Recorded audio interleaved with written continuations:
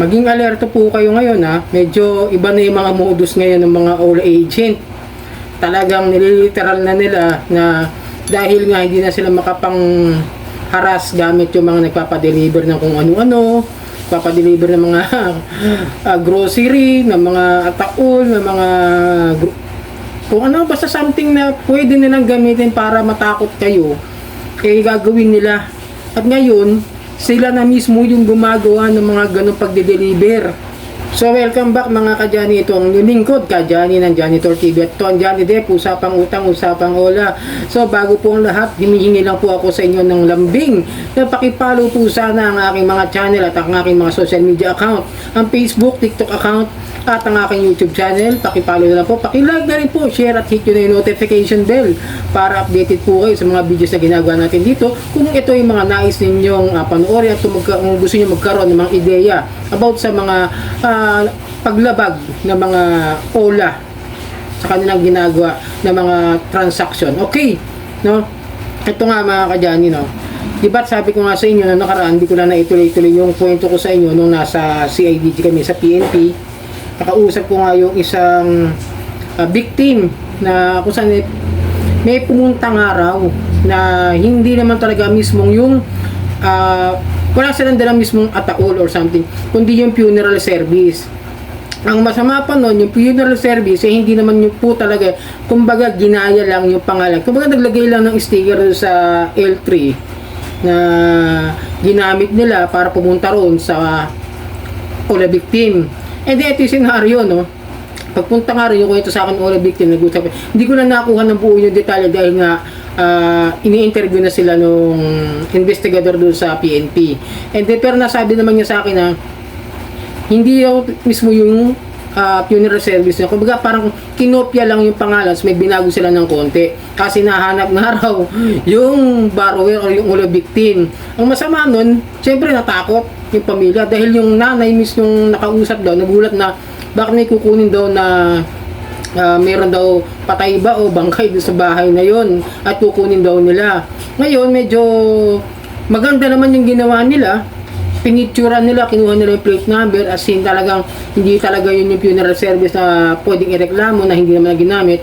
Siguro dahil nakahalata na yung mga OLA, no, na marami na silang issue na gano'n yung ginagawa nila sa mga biktima, padadalaan. Tapos ito nga may nag-comment sa akin, tingin ko talaga legit tong mga ganito eh. Tingin ko talagang ito ngayon yung modus nila para takutin kayo. Ito medyo hindi ko muna sasabihin yung nag-comment sa akin na pinadala ng isang delivery rider. Ito muna, no. Nung may kausap akong isang admin doon sa group na member doon sa kay Madam Pikay, sinabi sa akin na meron daw nag-deliver ng grocery na kung saan ay hindi raw talaga empleyado o rider ng delivery apps na yon. Kumbaga parang ginaya lang yung mga uniform or something, tapos may dala-dala raw na grocery. Imagine Gentry Cavite yung pinadala, pero Cavite rin daw po yung biktima, pero yung nagpadala na kilala raw nila, pero may sinabi sila ayoko munang banggitin pa kasi di ko nakita kasi busy sa investigasyon, di ko nakuha yung informasyon dun sa binabanggit na tao, pero familiar daw sila. Ngayon parang yun daw yung nagpadala, parang something na mismo agent ng OLA yung mga gumagawa ngayon ng mga pagpapadala. Hindi na sila tumatawag sa ganito para orderan, kumbaga hindi na sila hindi na agad-agad na naniniwala yung mga nagpapadeliver. Kasi syempre siguro sila tinatanong nila, tingnan nila kung talaga ba legit yung mga padadalhan na yan. Siyempre nag-iingat na nga nga nagagamit sila ng mga OLA para mangharas. Ngayon, ito yung nag-comment, ito nga yung isa kanina na sabi, hiningi ng advice ko ng kanya nangyari sitwasyon, kinuwento niya sa comment section. Ito sabi niya, Kuya Johnny, may dumating na parcel po kanina. Pangalan ko nakalagay, full name, binasa ng rider. Tinanong ko ano laman yan. Sabi niya mukhang super kalan daw po kasi nakapa niya. Sabi ko di po akin yan, wala po akong order na ganyan. Pinakita ko Lazada name ko at Shopee name ko. At pinakita ko po na wala akong order history na ganyan. Nagtaka ako kasi Shopee dumating. Ang name ng Shopee ko sa husband ko po eh. full name ko po ang nakalagay sa parcel at address ko. So, it means, yung hinahanap nila is yung lalaki. Tapos yung full name niya, hindi niya ginamit doon sa pangalan ng asawa niya. Pero, ang hinahanap ng rider, ng delivery rider, is siya. Nakalagay sa address ko. Possible po kayang galing sa Ola yon, buti di nakipagtalo rider sa akin. After ko pinakita Shopee ko, sabay alis, di ko na dinapicturean. Wala na din sa isip ko kasi sobrang kaba ko na at baka magkaanuhan kami ng rider. Magkasagutan siguro, ganun. Pero tandaan nyo kapag gagawin ito yung sitwasyon ninyo, tandaan nyo, huwag kayong basta-basta nagpapadala sa emosyon nyo na matatakot kayo. Maging alerto kayo, kalmado kayo, picturean nyo kagad yung nagpadala. Tulad nung sa pinadalahan nga nung yung pumunta na nagpanggap na funeral service, pinicturean, nakuha lahat yung mga detalye. At yun nga, pinorward na nga sa PNP, di ba? Medyo may lamang na yun kasi siyempre iimbestigahan na dapat yun at magiging patunay at mantibay na ebidensya yun na gano'n ang ginagawa ng mga Ola. Di po ba? Picturean nyo kagad. Punin nyo yung ID. Mamaya peke pa yung ID na pinapagamit nila. Tapos sasabihin na empleyado sila ng ganong klase ng delivery rides or something mga de-deliver, di ba? Example, Grab, Lalamove o kung ano man, yung mga Food Panda. And then, syempre, pwede nyo i-reklamo ron sa kumpanya na yon kung legit ba na empleyado yan ng kanilang delivery app. Syempre, imbestigahan nyo. Tapos pag ganito nangyari, huwag nyo munang paalisin yung rider na yan. Unang-una, tumawag kayo kagad ng barangay. Kasi, maaaring scam di ba? Scam, talagang scam. Dahil nga, tinatakot kayo o pinipirwisyo kayo na may order kayo kahit wala. And then, galing sa barangay, pagharapin nyo na. Tapos, question nyo na lahat. Alamin nyo kung ano ba talaga yung purpose niya. Kung sino ba talaga yung nagpadala. Kung sino ba yung nagputo sa kanya na magdala ng ganong klase ng item. Picturean nyo, lagyan nyo, tapos ngayon, siyempre, matatakot din niya, aamin niya, dahil, siyempre, pag nasa barangay, pwede nang tumawag ng mga pulis yan, di ba? E di may instant na huli kayo ng all agent, kung sakaling gawin talaga yon. Medyo, ganun dapat ang gagawin natin, maging alisto tayo, maging alerto kayo, kapag ganyan na ginagawa ng mga Ola na yan, nagpapanggap na kung ano-ano, and then, ito pa, always remember na lagi nyo titignan yung mga transaction history nyo.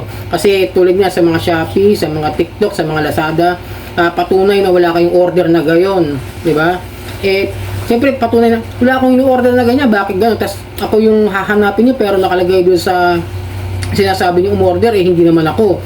Yung asawa ko, wala nga ang order, wala rin sinasabi. Siyempre, matibay na ebidensya na nagpapanggap sila na isang empleyado ng isang kumpanya. Siyempre, identity theft.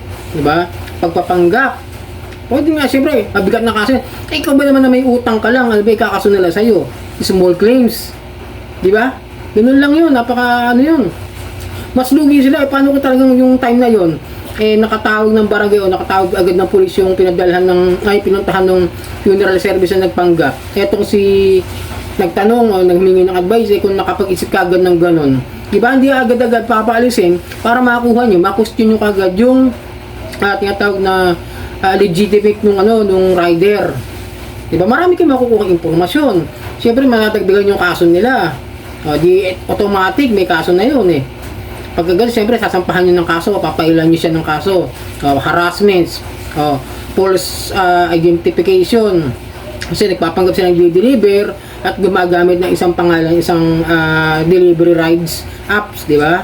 Pwede silang sampahan ng kaso ng may-ari ng kumpanya niya, nagpapanggap kayo, tapos ganyan pala ginagawa ninyo. Di matatakot din yung mga yan, kabahan din sila. Kaya pagka ganyan mga may senaryo tayo, maging alerto tayo, lagi nyo tatandaan, huwag kayong natatakot basta-basta sa mga ginagawa nila, maging ano lang kayo. Walang pwedeng isang pang kaso sa inyo, walang pwedeng sabihin na may gagawin sila. Ngayon kung pinupuntahan kayo na gano'n parang matakutin kayo, kasi walang gagawin yan na masama. Lalo na kung ganyan mga deliver ng mga yan, mga araw yan hindi na ng gabi yan Kasi kailangan makita nila yung borrower na kung legit ba nando doon. Ganun na, so nagse-survey lang yung mga yan. Tingin ko, survey lang kung talaga bang yan yung address, tapos ganito, tapos syempre kung mapatunayan na yun, syempre matatakot ka nga naman, di ba? Medyo mawawala ka sarili mo. Yun ang target talaga na mental stress, depression. Yun ang tinatarget talaga ng mga Ola. Ang sirain yung mental status mo, yung inyong kredibilidad na sirain yung pagkatao mo. Yun talaga yung purpose nun.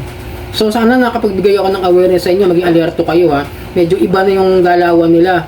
Hindi ko pa alam kung update do sa pinal namin sa PNP CIDG, no. Pero may naaamoy ako na medyo na ewan. Basta susunod mag-update ako. Alamin ko lang kung ano nangyari do sa mga sinampang reklamo. Pero sana ito, maglalambing lang po sana sa inyo na supportahan niyo po at follow niyo na lang po yung aking mga channels, yung aking mga social media, Facebook, TikTok at ang aking YouTube channel. Ito po ang inyong lingkod, Johnny ng Janitor TV. Ito ang Johnny Depp, usapang utang, usapang ula.